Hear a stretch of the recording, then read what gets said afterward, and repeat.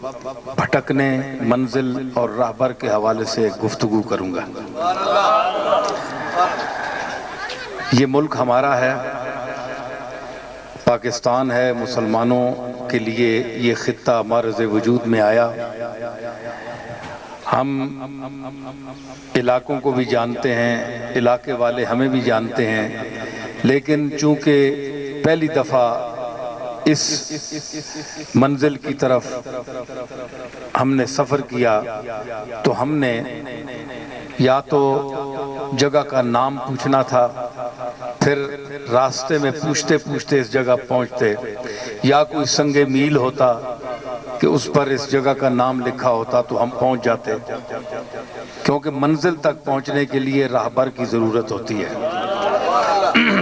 اب یہی دیکھ لیں کہ ہم چونکہ نہیں جانتے تھے، بھٹک گئے، تو راہبر کی ضرورت ہے۔ جو لوگ کہتے ہیں کہ راہبر کی ضرورت نہیں ہے، وہ کم از کم، میں تو ویسے بھی راہبر لوگوں کے خاندان میں پیدا ہوا ہوں، لیکن آج مجھے یقین ہو گیا کہ راہبر کی ضرورت ہوتی ہے، راہبروں کو بھی ہوتی ہے۔ ہم راہبر خاندان کے آدمی ہیں، لیکن ہمیں بھی راہبری کی ضرورت ہے۔ منزل تک پہنچنے کے لیے نشان منزل ہو یا راہبر ہو، اور اگر راہبر خود بھٹکا ہوا ہو تو وہ پھر سارے مسافروں کو، سارے قافلے کو بھٹکا دیتا ہے۔ عربی کا ایک شعر ہے، اذا کان الغراب دلیل قوم سیہدیہم طریق الحالکین، کہ کوا جب کسی قوم کا رہنما ہو تو وہ کھنڈرات میں یا ویرانوں میں انسان کو لے جائے گا۔ تو اللہ ایسے راہبروں سے بھی بچائے کہ جنہیں خود منزل کا پتہ نہ ہو اور قافلے کو لے کر چل پڑیں۔ یہ ہمارا جو ملک ہے، آج اس کے راہبر بھی بے نشان منزل کی طرف رواں دواں ہیں۔ منزل متعین نہیں ہے، اسی لیے بھٹک رہے ہیں۔ قائد اعظم محمد علی جناح مرحوم کے بعد آج تک اس ملک کو کوئی اچھا قائد نہیں ملا۔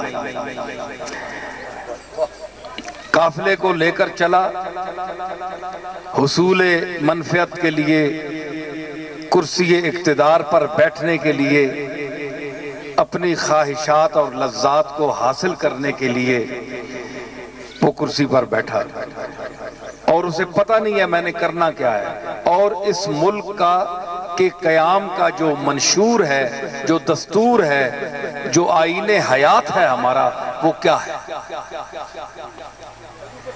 قرآن اور سنت کے قیام کے لیے یہ ملک بنا۔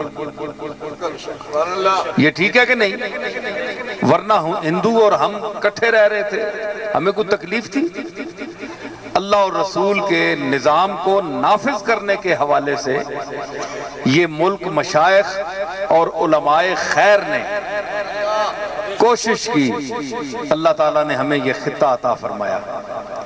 لیکن وہ ایک مخلص لیڈر محمد علی جناح، جس کے لیے کہتے ہیں کہ وہ داڑھی نہیں تھی جناب، انگریز تھا، ہمارے کئی حضرات کہتے ہیں، اس کی وضاحت ظاہری دیکھیے، لیکن اس کا دل دیکھیے، اس کی نیت دیکھیے۔ اللہ تعالیٰ نیتوں کو دیکھتا ہے، ہمارے ظاہر کو نہیں دیکھتا، ہماری نیتوں کو دیکھتا ہے۔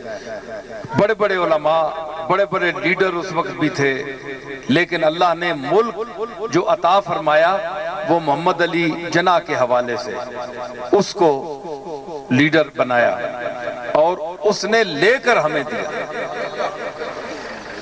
وہ چلے گئے، اس کے بعد آج تک کوئی بندہ، وہی میں کہہ رہا ہوں کہ منزل متعین نہیں ہے، منزل کا پتہ نہیں ہے۔